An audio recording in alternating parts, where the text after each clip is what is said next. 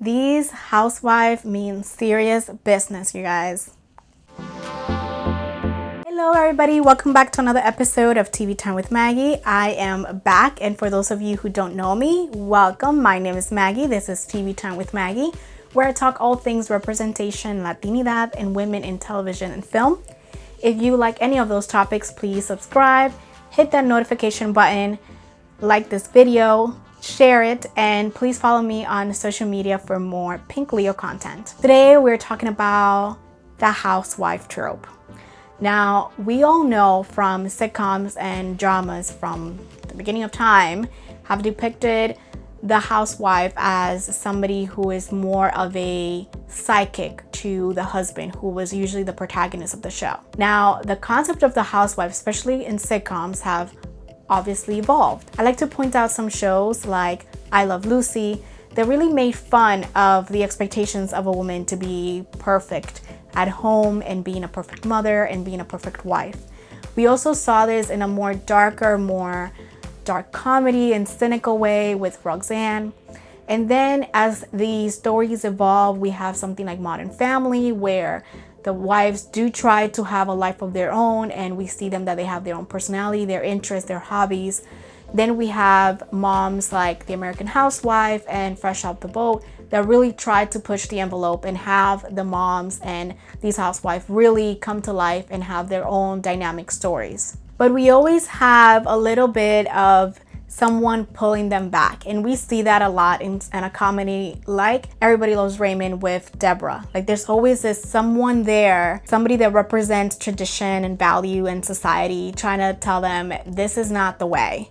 You should stay the way you are. But I'm glad to see these two shows now in 2021 that really embark on the journey of letting us know or giving us the space to watch two women that are at an emotional and mental breakdown deal with the expectations of being a stay-at-home mom, a housewife, or a housemaker, a homemaker, as some people call it. I am, of course, talking about Wandavision on Disney Plus and FX's Kevin Can Go F Himself. Now, in Wandavision, we know that it is part of Wanda's story. We know it is Marvel. There's a lot of magic. There's a lot of action.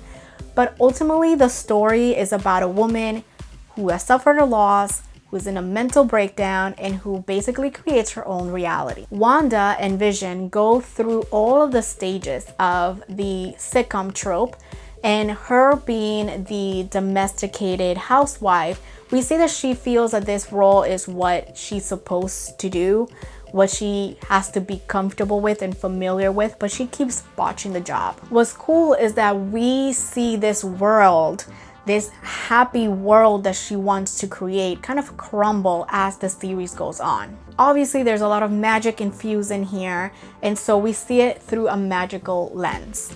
I like that even though she gives us a glimpse of like how the sitcom has evolved and how the homemaker evolved throughout the years, it's still the same thing. Even if the woman is going to work, she's still expected to be the perfect wife, the perfect homemaker, and the perfect mother. But we see how those expectations, plus just being a human, can put a lot of stress on somebody. Of course, not everyone is like Wanda and can make things go away or be different or create her own reality. But the fact that this powerful witch is able to create her own reality and still break it down based on her emotional and mental state gives us a look into more of like, this is a mental health issue, and how we treat mental health and how we treat grief and how we treat women who are grieving, and what do they do when they don't receive the help that they need. I know that's probably reaching a little bit since this is a fantasy series, but that's how I watched it, and I absolutely loved what they did with it. Now, on FX, I was very surprised to see Annie Murphy playing Allison. Annie was on Schitt's Creek, and it was one of my favorite shows last year. Now, Annie plays Allison on Kevin Can Go F Himself, or Kevin Can F Himself. Yes, that's how you call it. She plays Allison, and Allison is, to me, she's kind of like the person who peaked in high school and whom you thought was going to have the best life because she was so ambitious and just the best at what she did when she was at that point. And then it's just like a complete decline from there. Now, what's interesting is that we see her midway through whatever journey she's going through. We see this through not magic like Wanda, but we have the magic of television where they change the aesthetics based on how close she is with Kevin and his shenanigans as the typical self-absorbed moron of a husband, and when she's by herself or when she's with other women, particularly Patty, who's also going through something similar. It changes from a typical sitcom to a dark drama.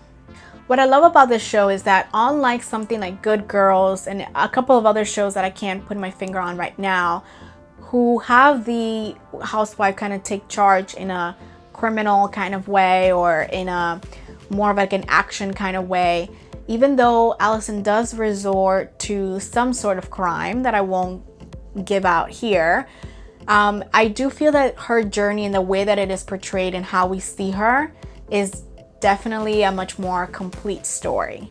We don't just have her jump into a life of crime and that's about it, and then that's how she gets her jolly and escape her life.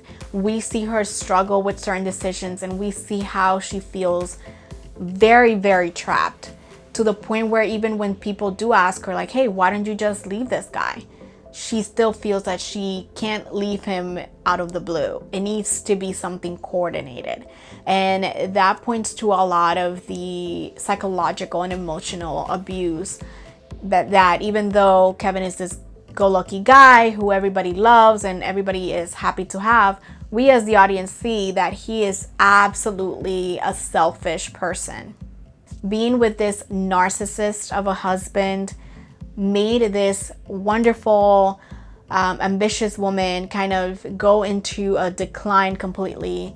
And even though she does take some choices and make some choices and take some steps that I'm not in accordance to, I can definitely see why. I feel like the audience can relate to her and say, you know what, you go girl, you do what you need to do. Obviously, it's not like, hey, I'm a housewife and I don't know what to do about it, or I feel trapped, or I'm having a mental breakdown, so I'm going to change reality like Wanda, or commit a murder or a crime like Allison. I'm not justifying those things, but I love seeing those contrasts on TV and seeing how these expectations still to this day are absolutely ridiculous.